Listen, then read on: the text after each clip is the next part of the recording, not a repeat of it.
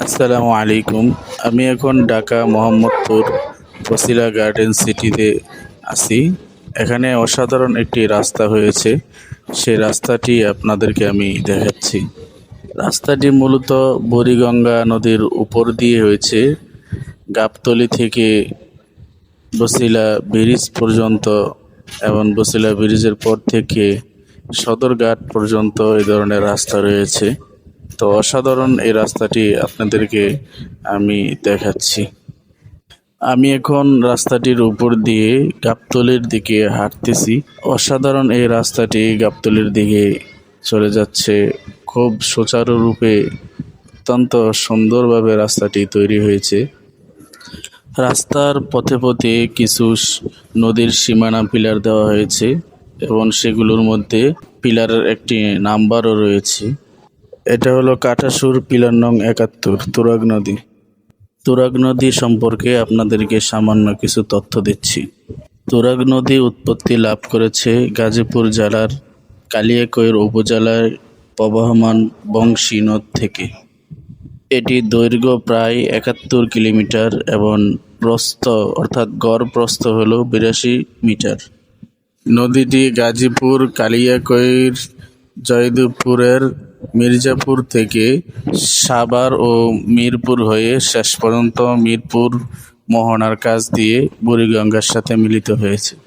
মিরপুর এসে নদীটি দুইটি শাখায় বিভক্ত হয়ে যায়। প্রধান শাখাটি আমিনবাজার ইউনিয়নের মধ্য দিয়ে বুড়িগঙ্গার সাথে মিলিত হয় এবং অপর শাখাটি আশুলিয়া ও টঙ্গীর মধ্য দিয়ে টঙ্গী খালের সাথে মিলিত হয়।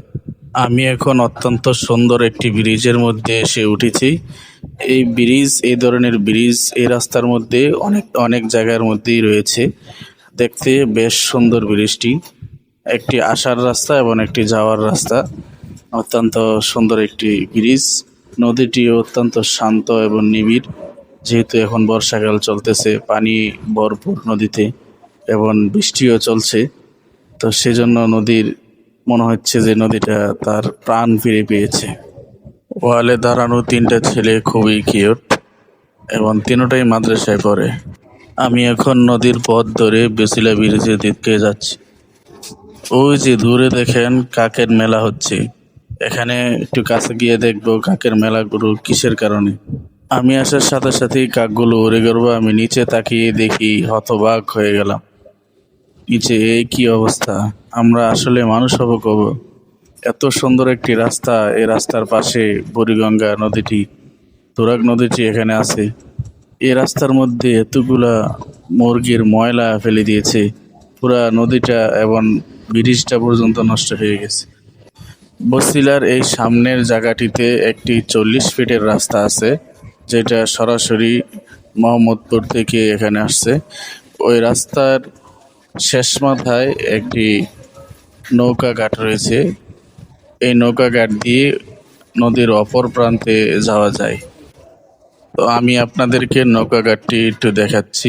ঘাটের এই পাশে দোকানপাটও রয়েছে। ঘাটটি আমার কাছে বেশ ভালো লেগেছে।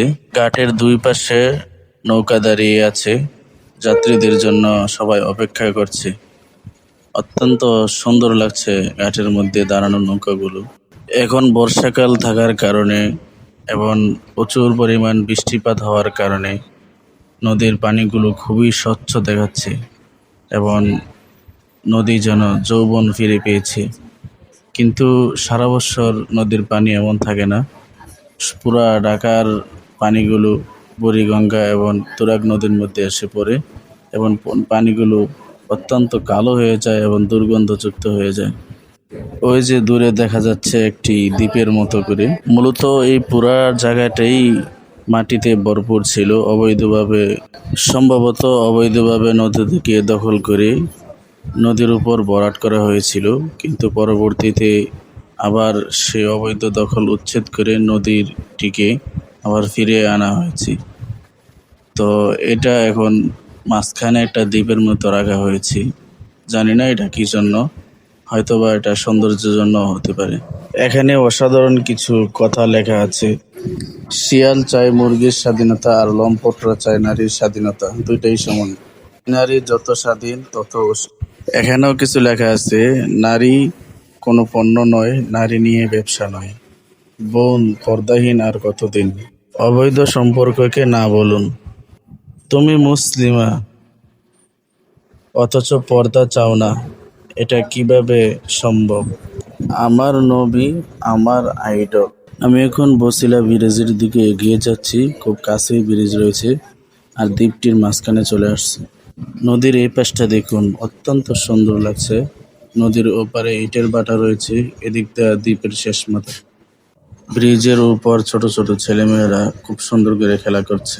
আমি এখন এই রাস্তার শেষের দিকে চলে আসছি। ওই যে দূরে সামনে বছিলা ব্রিজ দেখা যাচ্ছে। সম্ভবত এরপরে আর কোনো রাস্তা নাই। এ পর্যন্ত হয়তো রাস্তা শেষ হয়ে গেছে। আমি এদিক দিয়ে নেমে যাব এবং ভিডিওটা এখানেই শেষ করে দিলাম।